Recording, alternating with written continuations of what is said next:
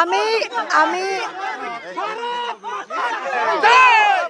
কথা পাতিম ৰ'ব আমি কথা ৰ'ব চাওক আপোনালোকৰ অঞ্চলটোত কিমান উন্নতি হৈছে পঞ্চায়ত নিৰ্বাচনত কি হ'ব কি নহ'ব আমি কথা পাতিবলৈ আহিছোঁ আমি আপোনালোকক শুনিবলৈ আহিছোঁ আমাৰ মাধ্যমেৰে অসমবাসীয়ে আপোনালোকক শুনিব কাৰণ পঞ্চায়তত আপুনি হয়তো অগপ দলৰ কেনেকুৱা সাংগঠনিক ভেটিটো আপোনালোকৰ কেনেকুৱা অতুল বৰাই নিজে কয় যে আঞ্চলিকতাবাদ শক্তিশালী হ'ব লাগে আকৌ আপোনালোকে বিজেপিৰ সৈতে মিত্ৰতাও কৰে কি লাগে আপোনালোকৰ মনে কি কয় আমি অকণমান সময়ৰ কাৰণে পাহৰি গ'লোঁ যে আপোনালোকৰ ওপৰত নেতা আছে আপোনাৰ মনে কি কয় তৃণমূল কৰ্মী আমি এজিপি দলৰ পৰা বহুত শক্তিশালী সংগঠন আমাৰ চলি আছে ইতিমধ্যে আমাৰ প্ৰত্যেক গাঁৱে গাঁৱে আমাৰ অকপ দলৰ ভাল শক্তিশালী সংগঠন চলি আছে বিজেপিৰ লগত থাকিব খোজা নাই পঞ্চায়তত বিজেপি দলৰ লগত থকাৰ সিদ্ধান্তটো আমাৰ কেন্দ্ৰীয় দলৰ পৰা মনে কি কয় আপোনালোকে কি বিচাৰে আমি নিজাববীয়াকৈ খেলাৰ কাৰণে ৰেডি হৈ আছোঁ নিজাকে খেলাৰ কাৰণে ৰেডি হৈছে কিন্তু দলৰ সিদ্ধান্ত আমাৰ সিদ্ধান্ত আপোনালোকৰ কমলা কলিতাই হয়তো গোটেইখিনি চাই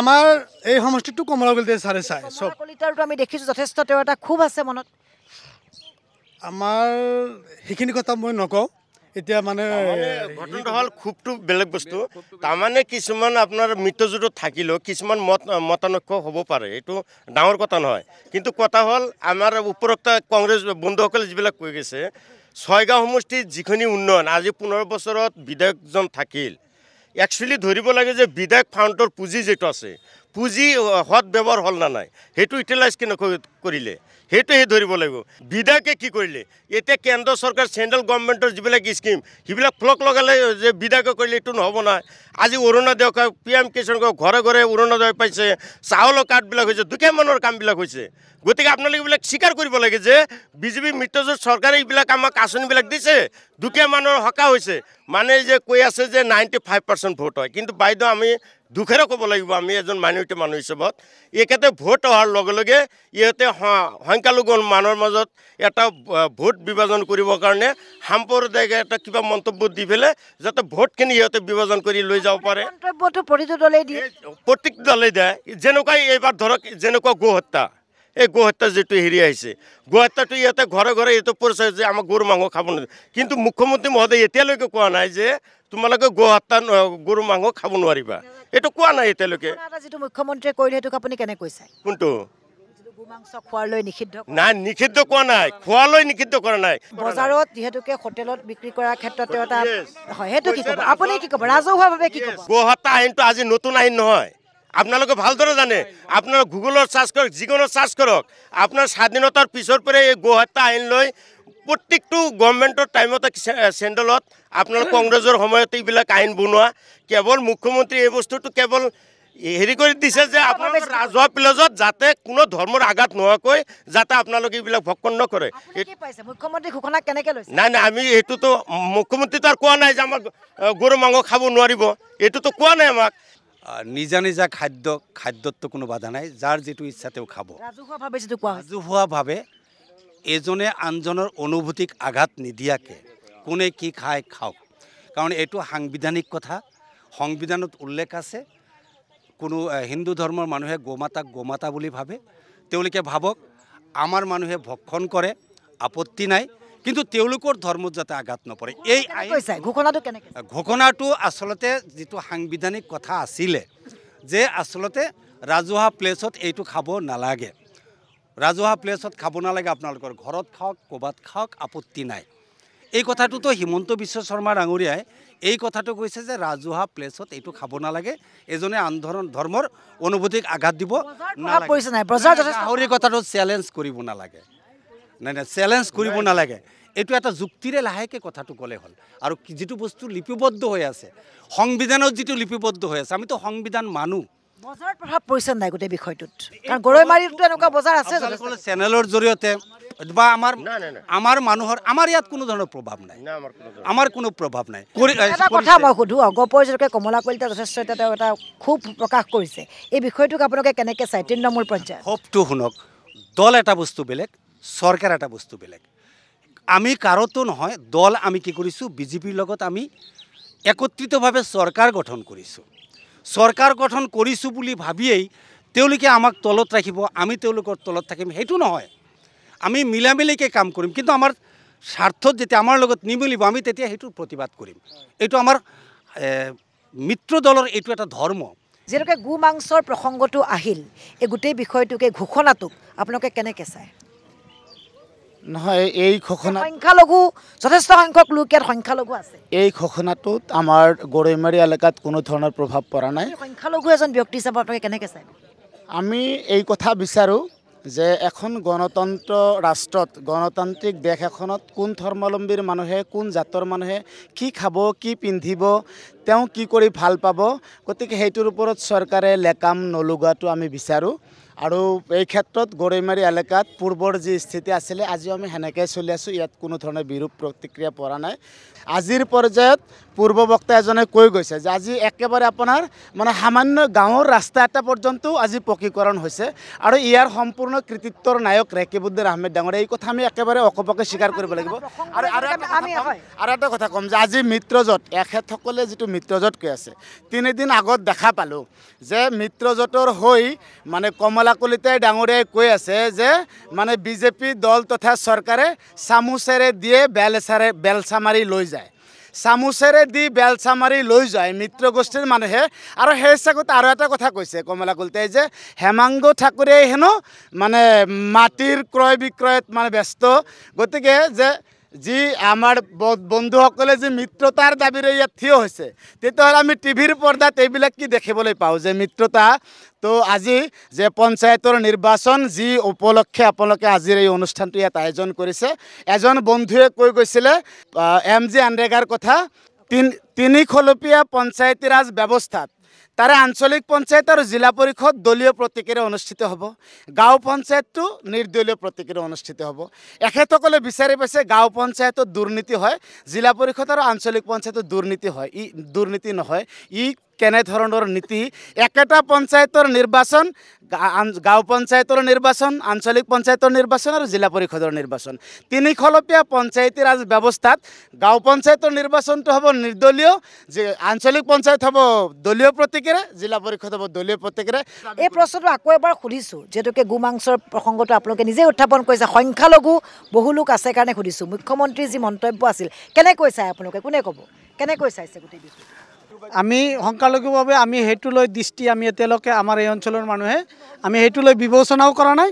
আমাৰ সেইটো বিবেচনা কৰাৰ আমি মেটাৰবিলাকে ভাবাই নাই যে এই অঞ্চলত আমাৰ এটা শান্তিপূৰ্ণ অঞ্চল, আমি শান্তিপূৰ্ণভাৱে বসবাস কৰি আছোঁ।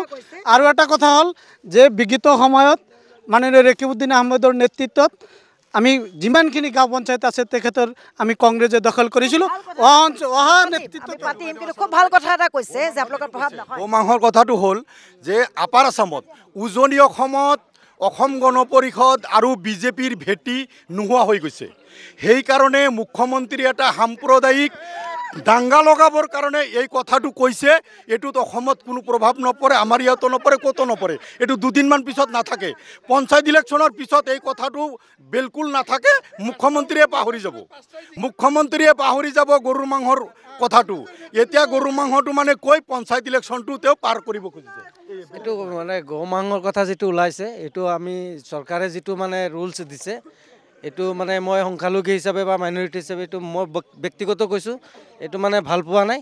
কোনে কি খাদ্য খাব এইটো চৰকাৰে কোনো আগভাগ ল'ব নালাগে আৰু ডিভাইড কৰিব নালাগে। খাদ্য বস্তু নিজৰ পচন্দৰ বস্তু, কোনোবাই কি মাংস খাইছে খোৱা নাই সেইটো একদম টোটেলি পলিটিক্স কৰিব নালাগে। আৰু প্ৰসংগলৈ যাওঁ, আপোনালোকে যিহেতুকে আমি পাতিলোঁ সংখ্যালঘু হিচাপে পাতিলোঁ, উন্নয়নৰ কথা ক'ব বিচাৰিছোঁ। আপোনালোকে এফালে আহক, কেইবাগৰাকীও মহিলা আছে, আহক এফালে আগবাঢ়ি আহক, গোটেইখিনি যাম, আহক এফালে আহক। ৰ'ব, আমি এই মহিলা কেইগৰাকীক সুধি লওঁ কেনেকুৱা দেখিছে গৰিমা। আপোনাক মই পাতি আছোঁ, আপোনালোক আহক, পাতিম আমি, আপুনি সেইটোৱে ক'ব, আহক। এইগৰাকী মুখ্যমন্ত্ৰী আটাইতকৈ সাম্প্ৰদায়িক মুখ্যমন্ত্ৰী আমাৰ অসমৰ মুখ্যমন্ত্ৰী হিমন্ত বিশ্ব শৰ্মা ডাঙৰীয়া যেতিয়া গো মাংস লৈ ৰাজনীতি কৰিব পাৰে, হিন্দু মুছলমান লৈ ৰাজনীতি কৰিব পাৰে, তেওঁ কিন্তু উন্নয়নৰ কথা বহুত কম কয়। আজি আমাৰ অসমত নিবনুৱা সমস্যা দিনক দিনে বাঢ়ি গৈছে, ইয়াতে চকু দিয়া নাই। আৰু গোটেই ভাৰতবৰ্ষত এইটো ভাইৰেল হৈ পৰিছে যে অসমত গো মাংস বন্ধ কৰিছে, আৰু ইয়াতে অন্ধভক্তসকলে কৈ আছে যে গো মাংস ঘৰত বন্ধ কৰা নাই। আপোনালোকে ক'ব দিয়ক। আৰু যিহেতু পঞ্চায়তৰ কথা, ক'ব দিয়কচোন পঞ্চায়তৰ কথা যে কৈ আছিলে যে পঞ্চায়তত কংগ্ৰেছে টিকটৰ বেচা কিনা কৰে কংগ্ৰেছে কেতিয়াও টিকটৰ বেচা কিনা নকৰে কংগ্ৰেছে উপযুক্ত প্ৰাৰ্থীক টিকট প্ৰদান কৰে আৰু উপযুক্ত প্ৰাৰ্থীক টিকট প্ৰদান কৰাৰ পিছত ৰাইজে ভোট দিয়ে আপোনালোকে এইটো আপোনালোকৰ কথা কৈ আছে আমাকো ক'ব দিয়ক চাওক যদি টিকটৰ বেচা কিনা কৰিছিলে টিকটৰ নকয় কিয় হিমন্ত বিশ্ব শৰ্মা ডাঙৰীয়া এটা সময়ত আমাৰ অসমৰ স্বাস্থ্যমন্ত্ৰী আছিলে কংগ্ৰেছৰ যেতিয়া স্বাস্থ্যমন্ত্ৰী আছিলে সেই সময়ত হিমন্ত বিশ্ব শৰ্মা ডাঙৰীয়াই মুখ্যমন্ত্ৰী হোৱাৰ স্বাৰ্থত তেওঁ সকলোকে কিনি লৈছিল না নাই মুখ্যমন্ত্ৰী হোৱাৰ স্বাৰ্থত মুখ্যমন্ত্ৰী হিমন্ত বিশ্ব শৰ্মা ডাঙৰীয়াই বিধায়কসকলক কিনা বেচাৰ চেষ্টা কৰিছিলে আমাৰ হিমন্ত বিশ্ব শৰ্মা ডাঙৰীয়াই আৰু তেওঁৱে বেচা কিনাৰ চেষ্টা হিমন্ত বিশ্ব শৰ্মা ডাঙৰীয়াই কৰে বিজেপিৰ লোকসকলে কিনা বেচাৰ চেষ্টা কৰে বিজেপিৰ আটাইতকৈ কৰাপশ্যনৰ পইচা বেছি আছে কেইদিনমান পিছত আপোনালোকে চাই থাকক কিমান বছৰ চাওক জনতাৰ হাতত পাৰ্মানেণ্ট পাৱাৰ এতিয়া চমৰীয়া সমষ্টি যে পুনৰ নিৰ্ধাৰণ হোৱাটো আপোনালোকে আদৰণি জনাইছে এই ক্ষেত্ৰত আপুনি চৰকাৰখনক কেনেকৈ চায় এই ক্ষেত্ৰত চাওক এতিয়া চৰকাৰে আগৰ পৰাই পৰিকল্পনা চলি আছে যে সমষ্টি পুনৰ নিৰ্ধাৰণ হ'ব এইটো চৰকাৰে কৰিছে মানে চৰকাৰে এনেকুৱা কৰিছে কৰাৰ পিছত এইবোৰত আমি নাই চৰকাৰে এইবোৰ যেতিয়া কৰিছে কৰাৰ পিছততো ৰাইজে মানে সেইমতে আকৌ ৰাইজেও মানে কাম কৰিব লাগিব কিন্তু চৰকাৰে শুনক যিটো ডেলিমিটেশ্যন হৈছে বিধানসভাৰ যিটো ডেলিমিটেশ্যন আৰু লোকসভাৰ টোটেলি মানে পলিটিকেলি ডেলিমিটেশ্যন হৈছে এইটো সম্পূৰ্ণভাৱে বিজেপিৰ মানে যিবিলাক মানে সমষ্টি টোটেলি আমি মানে এইটো মানে ছেটিছফাই নহয় আমাৰ চমৰীয়াটো মাইনৰিটি হৈছে কিন্তু গোটেই অসমত প্ৰায় 25টা 30টা মাইনৰিটি সমষ্টি মানে বিলুপ্তি কৰি তেওঁলোকে মানে ডেলিমিটেশ্যন কৰিছে কিন্তু এইটোত আমি সন্তুষ্ট নহয় আপুনি কওকচোন অকমান কি পাইছে কি পোৱা নাই আমি সব পাইছো আমাৰ কোনো ধৰণৰ অভাৱ নাই আমাৰ হিংমাৰীত এটা হস্পিটেল বনাইছিল গৰুৰ গোহালি ছাগলী পোহা গোহালি এটা বনাই থৈছিল কমলাকলিতে বুজিছে এতিয়া আমাৰ MLA আহি কেনে আমাৰ সেইবিলাক 30 যুক্ত হস্পিটেল ক্লিয়াৰ কৰিলে 30খন বিচিনাযুক্ত তেনেহ'লে তেওঁক কেনেকৈ কাম কৰা নাই আমি বহুত ভাল পাইছোঁ আৰু আমাৰ কংগ্ৰেছ দলৰ পৰা তাক বহুত ভোটত জয়লাভ কৰিব চাইবলা হওক এতিয়া চমৰীয়া সমষ্টি এটা নতুনকৈ হৈছে এটা কথা মই দেখিছোঁ পাইছে বুলি দুইটা দলেই কৈছে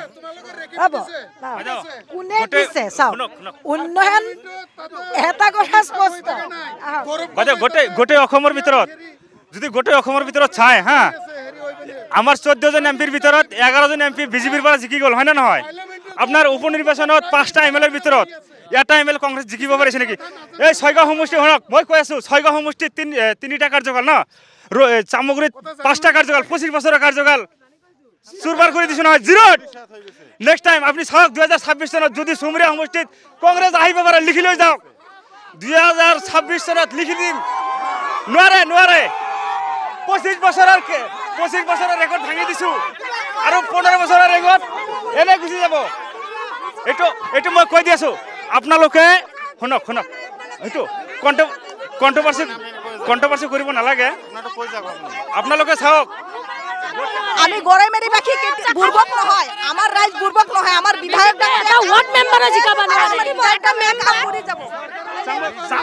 চামগুৰি জিৰো হৈছে হা এতিয়া গোটেই অসম জিৰো হ'ব কংগ্ৰেছ এইটো আমি আপোনাক লিখি দিম ডাইৰেক্ট বিজেপিৰ বন্ধুসকলক আজিৰ এই অনুষ্ঠানটিৰ জৰিয়তে আহ্বান জনাইছোঁ গৰৈমাৰী ব্লকৰ এৰিয়াত বিজেপি দলৰ যিখিনি ব্যক্তি আজি হাল্লা চিল্লা কৰি আছে তেওঁলোকে এটা মাত্ৰ গ্ৰুপ মেম্বাৰ জিকাই দেখাওক only one group member only one এটা মাত্ৰ আমি তেওঁৰ চেলেঞ্জ একচেপ্ট কৰিছোঁ আৰু আমি চেলেঞ্জ কৰিছোঁ আগন্তুক 2026 চনত ৰেকিবক চমৰীয়া সমষ্টিৰ পৰা চিৰকালৰ বাবে আমি বিদায় দিবলৈ আমি প্ৰস্তুত হৈছোঁ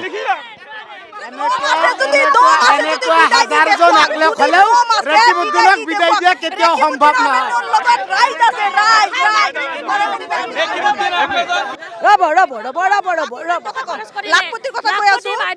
অমৃত কলা ঘৰে ঘৰে ঘূৰি আৰু এই ফৰামৰ নামত কিমান টকা খৰচ বাইদেউ কৈ আছো অলপ শান্তি এটা কাম কৰোঁ ৰ'ব এটা কাম কৰোঁ মহিলাসকল আগবাঢ়ি আহক গোটেই মহিলাখিনি আহক এটা লাখপতি আমি সকলোকে প্ৰশ্ন সুধিম ৰ'ব লাখপতি বাইদেউ কেইগৰাকী হ'ল কোন হৈছে লাখপতি বাইদেউ কোনো আহাই নাই সব রেজেক্ট করেছে আমার গোটাকেটা আমার 12টা মানুহে 7জন 8টা মানুহ রেজেক্ট করেছে এটা মানুহে পাইছে আর আমার গোটের এটা মানুহে পায় নাই পায় না রেজেক্ট আহিছে এখিলা আহিব লাগিব কেমেৰা নাযায়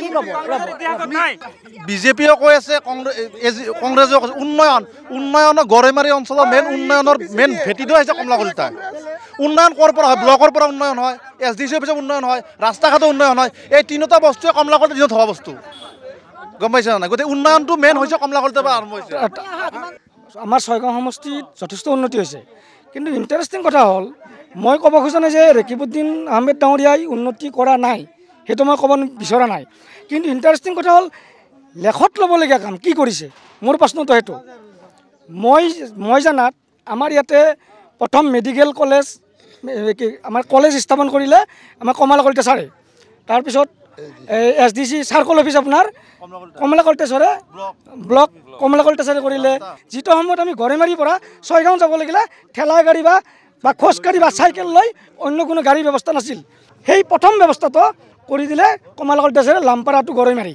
কেনেকুৱা দেখিছা এইটো কথা হ'ল যে আমাৰ উপৰোক্ত বক্তা এজনে কৈ গৈছে অসম গণ পৰিষদৰ মাননীয় ডক্টৰ কমলা কলিতাদেৱে দুবাৰ গভৰ্ণমেণ্ট আমাৰ অসম গণ পৰিষদ চৰকাৰ আছিল চৰকাৰ থকা অৱস্থাত যিখিনি উন্নয়ন হৈছিলে ছয়গাঁও সমষ্টিত সেইখিনি তাৰপিছত আমাৰ কংগ্ৰেছৰ বন্ধুসকলে কৈ আছে যে ৰেকিবদা আজি 15 বছৰ ৰেকিবুদ্দিন MLA 15 বছৰ MLA থাকিল একচুৱেলি MLAৰ উন্নয়ন যেটো উন্নয়ন একেবাৰে ডাইৰেক্ট পপুলাৰ স্বৰূপ কেৱল ইহঁতে ভোটৰ সময় আহিলে ভোটৰ সংখ্যালঘু মানুহক এটা মানে ধৰ্ম মিৰকৰণ কৰি কেৱল ভোট বিভাজন কৰি ভোটখিনিহে লয় গতিকে উন্নয়নৰ নামত যিটো আজি 15 বছৰত 15জন ল'ৰাক সংস্থাপন দিব পৰা নাই 1985 পৰা বিজেপি তেতিয়া চৰকাৰ নাছিল তেতিয়া AGP চৰকাৰ আছিল এই ছয়গাঁৱত আপোনাৰ AGP ডক্টৰ কমলা কলিতা ছাৰে MLA হৈ থকা অৱস্থাৰ পৰা যিমানখিনি অৱদান এই ছয়গাঁও সমষ্টিত ডক্টৰ কমলা কলিতা ছাৰে দিছে আৰু ৰেকিবৰ কাৰ্যকালত এটাও দিব পৰা নাই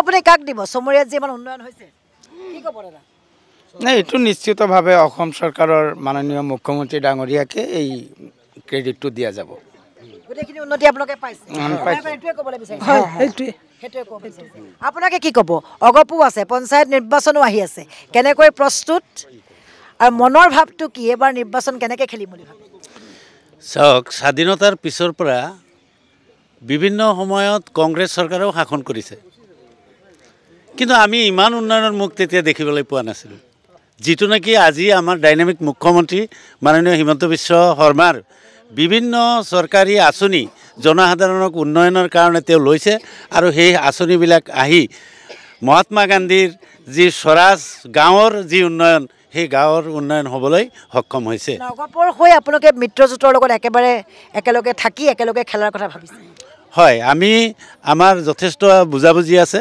আমাৰ মিত্ৰজোঁটৰ লগত আমি য'ত মানে অসুবিধাৰ সৃষ্টি হয় তাত আমি বুজাবুজি কৰি পেলাই আমি সেইবিলাক কথা আমি এতিয়া আপোনালোকৰ কাষলৈ আহিছোঁ একেবাৰে নিৰ্বাচন চমু চাপিছে এতিয়া খেলাৰ সময় নহয় জানো আমি নিৰ্বাচন খেলিবলৈ সম্পূৰ্ণভাৱে প্ৰস্তুত আমি পঞ্চায়ত নিৰ্বাচনত আমি A to Z ভাৰতীয় জাতীয় কংগ্ৰেছ দলৰ দখন আছে কংগ্ৰেছৰ এই পঞ্চায়তৰ কাৰ কিমান আছে এতিয়াও গোটেইখিনি আমাৰেই আছে এটা পঞ্চায়তৰ যোৱা পঞ্চায়ত নিৰ্বাচনত এটা পঞ্চায়তৰ প্ৰেচিডেণ্ট আৰু কাউন্সিলৰ অসম গণ পৰিষদ পূৰ্ব বক্তাই কোৱা মতে মানে পৰৱৰ্তী সময়ত তেওঁ নিৰ্বাচিত হৈছিলে গণ পৰিষদৰ পৰা পাছলৈ আকৌ তেওঁ কংগ্ৰেছ দলত চামিল হৈছিলে গতিকে আকৌ বিজেপিলৈ গ'ল ঠিক আছে যথেষ্ট দল নিৰ্বাচনৰ কাৰণে প্ৰস্তুত নিৰ্বাচনৰ কাৰণে আমি প্ৰস্তুত আৰু আমি জয়ী হ'ম আমি প্ৰস্তুত আছো কিন্তু চৰকাৰক আহ্বান জনাম যে যাতে দলীয় প্ৰতীকেৰে পঞ্চায়ত নিৰ্বাচন অনুষ্ঠিত কৰে যদিও নকৰে আমি সম্পূৰ্ণ সাজু আছো কংগ্ৰেছ দলে আমি প্ৰতিদ্বন্দ্বিতা কৰাৰ কাৰণে আৰু আমি 100% আমি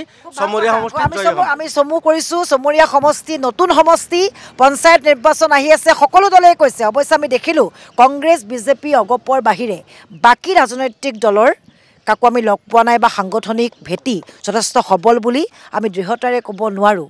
পঞ্চায়ত নিৰ্বাচন আহি আছে, সকলোৱে কৈছে আমি জিকিম। অৱশ্যে মিত্ৰতাৰ ক্ষেত্ৰত সকলোৱে যি উত্তৰ দিছে সেই উত্তৰৰ পৰা স্পষ্ট হৈছে যে নিজে নিজে আগবঢ়াৰ পক্ষপাতি তেওঁলোক। উন্নতি হৈছে বুলি কৈছে, কিন্তু কোনে উন্নতি কৰিছে এই লৈ তেওঁলোকৰ দ্বিমত আছে। আৰু এই পঞ্চায়ত নিৰ্বাচনে এটা কথা স্পষ্ট কৰিব যে আমাৰ ৰাজ্যত কোন ৰাজনৈতিক দল কিদৰে শক্তিশালী আৰু দুৰ্বলতাসমূহ তেওঁলোকে বুজিব পাৰিব। বিধানসভাৰ নিৰ্বাচনৰ বাবে প্ৰস্তুতি চলাবলৈ সহজ হ'ব ৰাজনৈতিক দলসমূহৰ। পঞ্চায়ত নিৰ্বাচনৰ উমঘাম লোৱাৰে আজি আমি প্ৰয়াস কৰিছোঁ আৰু প্ৰতিটো ৰাজনৈতিক দলেই উচ্চ আসনত ৰাখিছে, সদায় মহিলাকে অগ্ৰাধিকাৰ দিছে। আমাৰ সৈতে মহিলা আছে অঞ্চলটোৰ। বাইদেউ আপোনাৰ পৰা আৰম্ভ কৰোঁ। বহু আঁচনি চৰকাৰে দিছে, বিধায়ক ইয়াত কংগ্ৰেছৰ আছে। আঁচনি বুলি কওঁতে আপোনাক কোনকেইখন আঁচনিয়ে চুই গৈছে, কি পাইছে? মই বিধৱা পেঞ্চন পোৱা নাই, তাৰপিছত মই অৰুণোদয় পোৱা নাই, তাৰপিছত মই পাৰ ভিতৰত 3 টিকা চাউলটো পাইছোঁ। সেইটো আৰু এটা ঘৰ পাইছোঁ এতিয়া। এটা ঘৰ পাইছে। আপুনি চলে কেনেকৈ? আপোনাৰ ল'ৰা ছোৱালী কেইটা? মোৰ ল'ৰা ছোৱালী 2জন। ছোৱালীটো বিয়া দিছোঁ, ল'ৰাটো আছে। এনেকৈ চলি আছোঁ আৰু। চলা মানে অসুবিধা হৈছে? অসুবিধা হৈছে। এতিয়া অৰুণোদয় আঁচনিখনৰ কথাও কোৱা হয়, সেইখন পাইছে নেকি? সেইখন পোৱা নাই। সেইখন বহুত এপ্লাই কৰিলোঁ, বহুত হেৰি কৰিলোঁ, নিদিলে। মই যিহেতুকে অংগনবাড়ী হেল্পাৰ, কিন্তু চৰকাৰেতো এইটো কৈছে যিটো 20,000ৰ তলত মানে হেৰি নহয়, 1 লাখৰ তলত যিটো মানে হেৰি আছে বেনিফিচিয়াৰী আছে সেইটোৱে পোৱা যোগ্যত। কিন্তু আমিতো 1 লাখ, আমাৰ মোটামুটি 20,000ৰ নহয় মাহত, আমি কিয় নাপাওঁ? 3200 টকাত আমি কেনেকৈ ঘৰ এখন চলাম? সেইখিনিয়ে মোৰ ইনকাম। কিবা কিবি এপ্লাই কৰিছেনে আঁচনিবোৰৰ কাৰণে? কৰিছিলোঁ, এয়াই অৰুণোদয়ৰ কাৰণেও কৰিছোঁ, তাৰপিছত ঘৰৰ কাৰণেও দিছিলোঁ, একোৱে পোৱা নাই। এপ্লাই মানে কৰাত চবেই কৰোঁ, যি কয় হিমন্ত মামাই তাকে কৰোঁ। জহাই দৌৰিব দে সহায় দৌৰোঁ, মানে আমাক ব্যৱহাৰ কৰি আছে। আমি বাচ্চাৰ দৰে যেনেকৈ মা বাবাই আমাক এইটো কৰ সেইটো কৰ, অমুকত যা তমুকত যা, আমাক সেনেকৈ ব্যৱহাৰ কৰি আছে। লাখপতি বাইদেউৰ যিখন আঁচনিৰ কথা কৈছে সেইখন পাইছেনে কোনোবাই? নাই, পোৱা নাই। জানামতে কোনেও পোৱা নাই। কিন্তু আপোনালোকৰ কংগ্ৰেছৰ বিধায়ক আছে, ৰেকিবুদ্দিন আহমেদ আছে, তেওঁৰ পৰা কেনেকুৱা সহযোগিতা? তেওঁ আহেনে এইটো অঞ্চললৈ কেতিয়াবা? আহে, দাদাৰ লগত প্ৰায় আমাৰ লগ হৈয়ে থাকে। দাদা মাহত প্ৰায় আহিয়ে থাকে। দাদা তেওঁ কি দিছে আপোনাক? দাদাই কি দিছে মানে মই ক'ব গ'লে এতিয়া অৰুণোদয়টোৱে মই পাইছোঁ, কিন্তু মই দাদাৰ সুৰেদিহে পাইছোঁ। কিন্তু দাদাক কোনে দিছে মই সেইটো নাজানো, কিন্তু মোক দাদাই দিছে। মই একো পোৱা নাই। গেছ চিলিণ্ডাৰত এপ্লাই কৰোঁ, কিন্তু আমাক কম্পিউটাৰো ছাপোৰ্ট নকৰে। মামাইটো ছাপোৰ্ট নকৰে, কম্পিউটাৰো ছাপোৰ্ট নকৰে, আমাক উলিয়াই দিয়ে। ছাপোৰ্ট নকৰে? কম্পিউটাৰো ছাপোৰ্ট নকৰে। মামাই যিহেতুকে ছাপোৰ্টে নকৰে, কম্পিউটাৰো নকৰে, মামাৰহে কম্পিউটাৰ, সেইকাৰণে ছাপোৰ্ট নকৰে, আমাক উলিয়াই দিয়ে। ৰেচন কাৰ্ডৰ দাম তাকো নিদিয়ে, কাটি দিয়ে। মহিলাক এতিয়া চবেই দিয়ে গুৰুত্ব, প্ৰতিটো দলে দিয়ে। প্ৰতিটো দিয়ে, কিন্তু দেখাত দিয়ে, আৰত নেদে। আমি যে টকা দিব নোৱাৰোঁ, যদি টকা দিব পাৰোঁ, অৰুণোদয় দিব লাগে 2,000 টকা দিব লাগে। আমি 2,000 টকা কৰি দিবই পাৰোঁ, অৰুণোদয় কিহৰ কাৰণে দিওঁ? আমি যিগিলা ৰেচন কাৰ্ড হেৰি কৰে সেইগিলাকে দিব লাগে। পইচা লয় দোকানীগিলাই। পইচা লয় নেকি? পইচা লৈ আছে, 4,000 টকা লৈ 4,000 টকা লয়। আৰু চাউলৰ কাৰ্ড দুটা ল'ৰা ছোৱালী থাকিলে নহয়। চাউল কাৰ্ড আমাৰ বনাব দিছিল, এতিয়া আৰু কাটি দিলে, কয় 2টা ল'ৰা ছোৱালী নহ'ব, কাটি দিলে। আমি কি কৰিম? কাৰ্ড নাই? নাই, আমি দিছিলোঁ, দিব বুলি কৈছি, আমি দিছিলোঁ, আমাৰ কাটি দিলে। পাইছে নাই কিবা? নাই পাৱা। ৰেচন কাৰ্ড পাইছোঁ, ঘৰ পোৱা নাই, একো পোৱা নাই। বিৰাট দুখীয়া আমি, দুখীয়া মানুহ হৈ এনে দলৰ প্ৰতি ঘূৰি আছোঁ, একো পোৱা নাই। প্ৰায় সংখ্যক মহিলাই কয় যে একো পোৱা নাই। বাইদেউ কওকচোন আপোনালোকে। মই একো পোৱা নাই, একোৱে পোৱা নাই। অৰুণোদয় পোৱা নাই, ৰেচন কাৰ্ড নাই মোৰ নামত। কি পাইছে? এতিয়া মামাই আঁচনিবিলাক দিছে, গৰীবক দিয়া নাই, ধনীক দিছে আঁচনিবিলাক। এতিয়া আমি গৰীব মানুহ, আমি এতিয়া আঁচনি পোৱা নাই। আৰু যি গছৰ পুলি ৰোৱাৰ কাৰণে যি 10,000 টকা এই লাখটকীয়া হ'বৰ কাৰণে সেইটো তাৰমানে আমি পোৱা নাই। আমাৰ কাটা গেছি বোলে, কিবা বোলে ৰিজেক্ট আইছি। বিজেপিৰ চৰকাৰ ইফালে মিত্ৰজোঁটৰ বিজেপিৰ পাইছে, পোৱা নাই, কি কয়? বিধায়ক আহে নাহে? ছাৰ আহে কেতিয়াবা, মানে ছাৰৰ যেতিয়া সকাম হয়, মিটিং হয়, তেতিয়া আহে, এনে নাহে। আৰু মই অৰুণোদয় পাইছোঁ, আৰু ধৰ হাজবেণ্ড নাই, বেলেগৰ ঘৰত হাজিৰা কৰি খাওঁ আৰু কিবা কৰি। পেঞ্চনটো পাইছেনে? নাই পোৱা। অসুবিধা মানে সদায় বেলেগৰ ঘৰত কাম কৰি আৰু কিমান দিন ঘৰ চলাম? ল'ৰা ছোৱালীও সৰু আছে, ছোৱালীটোৱে ডাঙৰ, ল'ৰা 2টা সৰু, পঢ়ি আছে সিহঁতেও। বেছিভাগ আঁচনিয়ে এইসকল মহিলাক ঢুকি পোৱা নাই। আৰু এই ক্ষেত্ৰত যদি আমি কওঁ, এই সমষ্টিটোত পুনৰ নিৰ্ধাৰণ হৈছে সমষ্টিটোৰ। এইবাৰ বেলেগ ধৰণে নিৰ্বাচন হ'ব, কিন্তু পঞ্চায়ত নিৰ্বাচন আহি আছে। আৰু ইয়াত বিধায়ক কংগ্ৰেছৰ চলি আছে বিজেপি মিত্ৰজোঁটৰ চৰকাৰ গতিকে কাক জগৰীয়া কৰিম জগৰীয়া কৰাৰ পূৰ্বে আমি এটাই আহ্বান জনাব বিচাৰোঁ এই বিধায়কগৰাকীক লগতে বিজেপি মিত্ৰজোঁটৰ চৰকাৰক যে মহিলাসকলৰ অভাৱ অভিযোগ দূৰ কৰক এই মহিলাসকলেই নহয় এইসকল মাত্ৰ দৃষ্টান্ত আমাৰ ৰাজ্যত এনে বহু সংখ্যক মহিলা আছে তেওঁলোকক স্বাৱলম্বী হোৱাৰ ক্ষেত্ৰত তেওঁলোকে যাতে নিজৰ ভৰিত নিজে থিয় দিব পাৰে কিবা এটা কৰি খাব পাৰে এই ক্ষেত্ৰত গুৰুত্ব দিয়ক তেওঁলোকৰ জীৱনলৈ তেওঁলোকৰ মুখলৈ হাঁহিটো ঘূৰাই আনক গৰৈমাৰীলৈ আহিলে চৰ অঞ্চলৰ শাক পাচলিৰ বাৰীখনলৈ নহাকৈ হেঁপাহ নপলায় কাষেদি মহাবাহু ব্ৰহ্মপুত্ৰ বৈ গৈছে আমাৰ সৈতে কৃষক আছে দাদা আমি দেখিছোঁ চাৰিওফালে খেতি কি খেতি কৰিছে কওকচোন খেতি কৰিছোঁ আপোনাৰ কবি নানা ধৰণৰ যিমান খেতি আছে চব কৰি আছোঁ কিন্তু আমি কথা পাতিম কি পাইছে কি নাই পোৱা কিন্তু প্ৰথমতে দেখিছোঁ ফুলকবি আছে বন্ধাকবিও আছে আৰু কি আছে আৰু গাজৰ আছে বেঙেনা আছে বিলাহী আছে আলু আছে নানা ধৰণৰ চব্জি আমি উৎপাদন কৰোঁ কিন্তু চৰকাৰৰ পৰা তেনেকুৱা আমি চৰ অঞ্চলত তেনেকুৱা এটা সুবিধা পোৱা নাই কোনোবা এটা বীজ বা কিবা বস্তু বাহিনী সাৰৰ পৰা বা কিবা ঔষধৰ পৰা দাৱৰ পৰা আমি একো এইবিলাক যায়নে আপোনালোকে যে আমি খেতি কৰোঁ এইখিনি বস্তু আমাক দিব লাগে আমাক লাগে আমি গেলিও তাৰমানে আমাৰ নিচিনা মানুহে তাতে পাত্তা নাপায় তাৰমানে পাত্তা নাপায় কিয় বহুত দালাল আছে দালালৰ গতিকে আমাৰ নিচিনা দুখীয়া মানুহ যাই কিনে সেইবিলাক নাপায় এটা কথা কওকচোন আপোনালোকে বীজ পাব লাগে এটা ফুলকবি কৰিছে আপুনি গোটেইখিনি সা সামগ্ৰী পাব লাগে বীজ পাব লাগে পাই নাপায় নে ক'ৰ পৰা আনিলে এইখিনি বীজ ক'ৰ পৰা আনিলে নাই আমি এইবিলাক চব কিনি আনো আমি বীজ চিজ এইবিলাক একো নাপাওঁ চব কিনি আনিছে চব কিনি আনো বজাৰ এখন পাই নাই যিখিনি শাক পাচলি ইয়াত হৈছে ক'ত বিক্ৰীবলৈ নিয়ে বজাৰ আছে নাই আছেতো আমাৰ গৰাইমাৰীৰ বজাৰ আছে ভালকৈ হয়নে যিখিনি বিকিব পাৰি এতিয়া বৰ্তমান ভালে হয় কিন্তু দাম পাই নাপায় এতিয়া ফুলকবি কিলো কেনেকৈ পায় এতিয়া দামটো কমিছে আগত 50 টকা 4 টকা এনেকৈ আছিল এতিয়া